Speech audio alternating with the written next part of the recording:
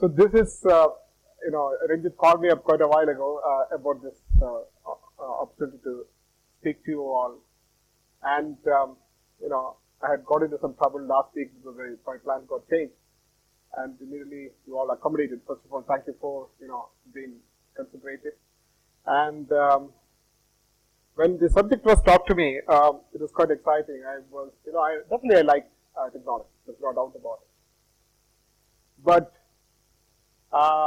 when you're talking about, I never knew it is the first series of the Tech-Talk. So that is for the time.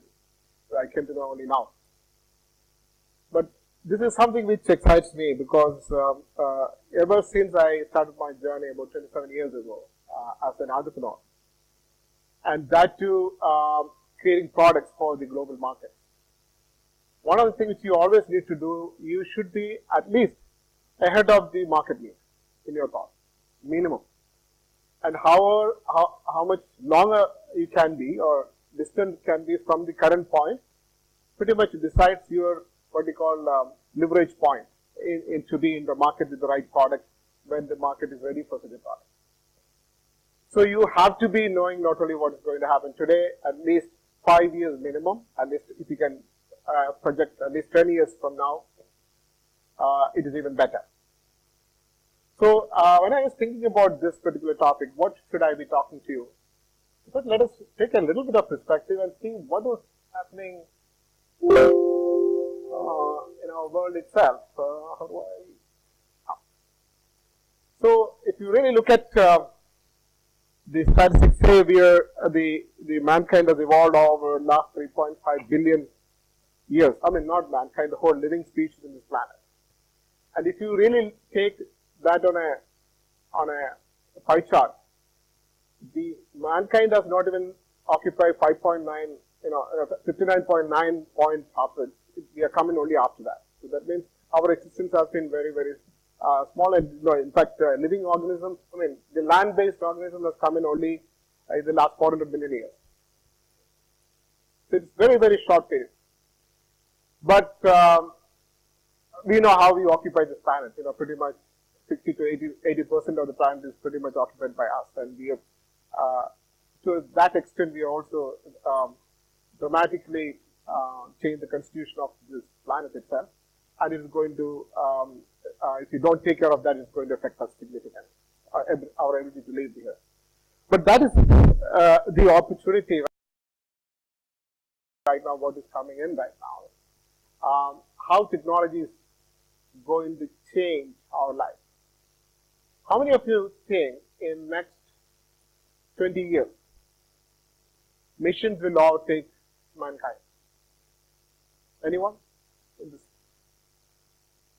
Have you heard of theoretical singularity? The concept called the general artificial intelligence would overtake human capacity or human intelligence. And there are so many predictions. The mean of that is not that far away. Anyone has any idea about it? It is 2035. It's not that far away as per the mean. Sorry, 45, not 35, 45. That means at the current rate, it is going to change dramatically. So I thought let me pick a few basic aspects of what kind of technologies are coming up in this space. Only to augment human capabilities. But a lot of technologies coming up within the space of what is really happening. There are technologies which are coming in to augment our senses. The technologies which are coming up, which is augmenting our body itself, the physical capability of our body, and augmenting our intellect. So I picked up these three. I'm not limiting to this, just to give a sense of what technology is available, how our life is going to be different in the next 10 to 20 years. It's not that far away, because I'm talking about, I started this journey alone in 27 years back. Another 20 years is not that far away. There are devices which are helping you to augment your senses, like your hearing capability, your listening capability, your um, visual capabilities and extending that. So there are technologies like I'm just picking up an example. I'm not picking up general one. For example, tongue display unit, which actually converts patterns of tongue. For the blind person, the visual data is converted into a sensory perception of your tongue. Because many of the visual need disabled people will have also a little bit of auditory, smell, challenge with the smell too. So that's why they use tongue. So this device is an implant for your tongue sensor to understand, which will convert the visual image into a kind of sensors, sensing in still the problem. Sorry. Going to get into the details of it. Then, the smart glasses, that Google glasses, which is giving you augmented capabilities. But this is something different. It actually converts the video feed into sound, which is the images will be converted. That sound is used to interpret the visual image. So, how many of you heard of a brain disorder called synesthesia? Synesthesia is a normal failure. A brain disorder where your senses nerves crosswire each other. Like my eye signal will go into my tongue, or into my ears. For example, when I see something, I will hear a sound. Or when I hear something, I feel. When I see something, I can taste it. It is equivalent to that. See, for someone who is disabled, blind or is not able to see, there is no sensors available back. So what you do is use another sensor which is active to sense the image. So all I'm saying here is the technologies which are happening, which is complete implant of which enhances your perception. This is Neil Harbison. He is the first cyborg, and if you see, he is actually colorblind. What he has done is he fitted an antenna in his head, what you see on the thing, which will help him understand or see the images through his tongue, the other device which I talked about, which gives the sensory the thing in his tongue. Now, what I'm coming to is the human capacity is getting augmented. Now, you know that there are night vision glasses. You have got these kind of devices. You would know your ability in the future is going to be augmented by these kind of devices. Now, this only from the sensory part of it. This guy is the first cyborg in the world because he has also created cyborg community and he is the chairperson for that. So he is fighting for the cause of the ability to, at least for the disabled or physically challenged people, to get the ability to implant devices which will enhance their capability. So this is the kind of this thing. So if you really look at this is the fiction to reality. This was in Star Wars in 1970. This kind of device was this is part of that movie. I mean, it's not very clear that audio video, but something which is treated as a fiction in 1970 is the reality today. And this is much more than that. What is visualized in that movie itself. Now, from here, let me talk about certain capability which is having in the physical, enhancing the physical capability of human being. How many of you have seen the Iron Man? Anybody seen the movie, right? You know that the HLC program of the US Army is to build exoskeletons, which give the capability for humans to carry high capacity and wearable robots. Now, that is to enhance that capability. And the neuro bridges is something which, how many of you heard of Stephen Hawking? Right? So, the ability to bypass the neural breakages, that device will bypass that. And, if your mental, even if your nerves is not connected, you can still order your body parts to move based on that bridges. And the last one is the deep brain implants is like, this is all for the, people with disabilities and Alzheimer's and all that kind of. And a lot of implants which, now for the specific sensory organs, you can do this implant. This is all not anymore fiction. These are already happening. So just to give you certain things, this guy is a Canadian filmmaker, Rob Spence. What he has done is one eye was gone and that was replaced by a wireless camera now. So everything what you see is actually getting recorded in a remote in computer. Now, on top of his normal, he's also visually seeing, recording everything. There's only a little bit of change, but the point is, it is one of his eyes itself, the camera, one of his eyes itself is a camera. Now, this is the universal load carrier of the U.S. Army. This is what so soldier can actually lift a bomb, to load into or the ammunition by himself. Otherwise, it needed a device to carry that and, position in the gun. Now, if you really look at this alone, this area itself, going to create what is known as what is in the Iron Mans of the world tomorrow. And this is very, very nascent stage, but in another 5 to 10 years, you are going to see wearable robots which gives you what you call inhuman or Superman capabilities. Now, again, just to bring the fact that this movie came up in only 2008, and this research specifically was driven by this movie. It's only how many years? Another 7 or 8 years, the kind of advancement. And this is a reality today. Now, this is the most important part. How many of you heard of Global Brain project? So what this project aims is to connect every brain in the planet, human brain, into one single computing infrastructure. The implant which we talked about is extending your thinking process, your mind, to an internet or a computing this thing. So it is human brain enhancement, brain extension. So it is no more your thinking process is not limited to your own intellectual capability. It is also augmented by an artificial intelligent computer or others' thought process, others' thinking. This is a stated project. It's a well-funded project. It is already on. And as part of this extension, today, the days are not far away. I was just talking about what is the impact of this? That's the most important thing.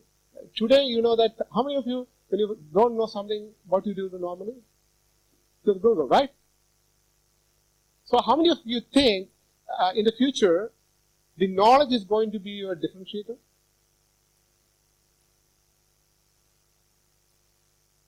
Absolutely no, right? There is zero value to storing information in your brain, because if you want to think, and that if you have an extension to the search machine, the moment you think about something, the Google is going to tell you what it is, and that too with the depth of knowledge what you want to know. So the physical or the traditional knowledge aspect which you've been having, that was a differentiator, that is what is still being tested in many of your exams, is going to be of no relevance in your day-to-day life. I think even already today, if not another 5 to 6 years down the line. So if you have direct implant in your brain or in your body to search or connect to the internet for the time, into a connected world, the life is going to be different for you. You're all in your 20s, and you're going to be definitely living another 20 to 30 years, and this is going to happen in the next 10 to 15 years. So how would that world would be, and how would you be surviving in such a world? And that's the world you are going to get into. So isn't it time for you to at least think about it, at least be aware about it? I thought I'd just throw some light into it, and what's the world which you are going to face. Now, there is a lot of possibilities around this particular project itself. One is, of course, existence. This is the kind of, you think about somebody, you can actually be present in someone's mind by connecting by these two people. So I can think about you just in your mind, you can feel me while I'm thinking about you. It's not even telepresence. It's not physical presence. You are actually be present in the other person's mind. And interact. And superorganism is the brain project, because you are going to extend your thought process intellect going beyond your own thinking capability and intellectual capability, and you can extend that. How many of you heard of Watson? IBM Watson, yeah, right. And what's the, Deep Blue is the other one. I mean, the Google deep learning. I just forgot. Alaska, yeah. So all these are supercomputing. I mean, what do you call cognitive computing machines, which now with available with APIs, you can write programs by which you can interact with it. It gives you very, very cognitive answers, which is almost close, much capable than us. And that machine has already beaten the world number one in chess and the world number one in Jeopardy, which is one of the most difficult games. And now that is available for dealing with many day-to-day business problems and medical problems and any problems. And these machines are continuously learning. You need to understand one difference between them and human being is that our knowledge, I mean, our learning is limited to our lifespan. But these machines keep on learning and they never rest. It's 24 hours continuously learning. And the more and more people uses it, it becomes more and more intelligent. And that is the kind of thinking capability and the exponential nature in which these machines could learn. And this meta-intelligence is the way in which you thoughts and dreams and look into subconscious and you're going beyond that. One of the interesting aspects of how they do this is the thought process in the brain. In the brain, what happens? You create concept and then you communicate, right? So it's not today. You listen to that. You create concept in your mind. So here you're touching directly into the concept, and the concept is converted into pattern, and that is what it recognizes. So the moment you think about a concept itself, the machine understands this is what you're doing. So it actually don't need to interpret you. It is pretty much understanding your thought process itself and taking action based on that. Now, how many have seen the X-Men? Yeah. So I'm just giving you the fiction of that man has already come into practice today. I mean, it's another reality. It's no more fiction anymore. Now, this is to talk about just the physical aspect of how human brain is getting, how humans are getting expanded, or how we are getting augmented. Our capabilities are going to be expanded in the next coming years. Not too far away. I mean, this prediction, these changes are going to change the world in the next 20 to 30 years. I mean, that is going to be a completely different kind of world. Now, this is the next aspect of it, is about the technologies and changes that's happening in the bioengineering, in the case of genomics and this. There's one technology called CRISPR. I do not know how many of you have heard of it. This is a technology by which you can edit DNA. So what it enables you is that this is the first baby in the world, Lila, whose life has been saved by gene editing. But this child was born with leukemia. So they took another donor's antibodies and enriched the gene of that and created a body which is compatible to this girl. And it was implanted in her body, and this went and destroyed all the cancer-causing bone marrow cells. And she was survived. And she's actually a living example. So the very first medical application of gene editing and using it for creating a special characteristics of a cell has already proven it in years. So, but what's the consequence of this is the fact that tomorrow the design of babies are possible. You can create babies with specific characteristics. You can create human beings with specific characteristics. And it is a controlled editing process. And this technology is version number 3 or 4 in terms of technology. It's still only 30 or 40% successful. There's a little too much distance to go. But the reality is this technology is available today. At least you can get to something like that. So this is in terms of human augmentation. And at the same time, there are technologies that are happening, which we need to talk about the smart materials. You are heard of nanomaterials, self-healing materials, right? Materials can repair by itself and change, materials with memory. So it can automatically get back to, for example, I create a chair with that memory. Even if you break it, it will get back to the shape automatically. And we are learning much more than that. Interestingly, another major interesting research which is going on in this space is that the capabilities of the natural materials like water itself, right? The water has memory. I do not know how many of you heard of this. they found that water remembers every material it gets dissolved in it, and you can recreate that. So that's the different, that's the nature's phenomenon, nothing to do with the artificial aspect. But the nanomaterials and the materials like graphene, which is making almost superconductivity and very lightweight in the normal thing. These are the materials which is dramatically changing the way in which we are going to live on this planet. But there is a good side of it. In fact, this will create, the less utilization of resources. And because you don't have to create this chair, keep on building it. Once it's built, it's always there. Even if you break it, it will reconstruct itself.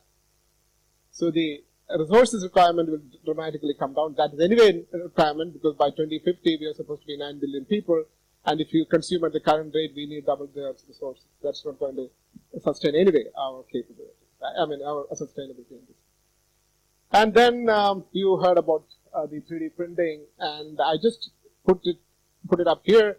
This is all immediate impact in our current world, not to the other end. But one aspect of this is that this also has the already technologies, or already the stem cells has been used to create specific organs of human. That's rats. At this point they actually printed a rat heart, which started beating immediately after that was built to the full scale.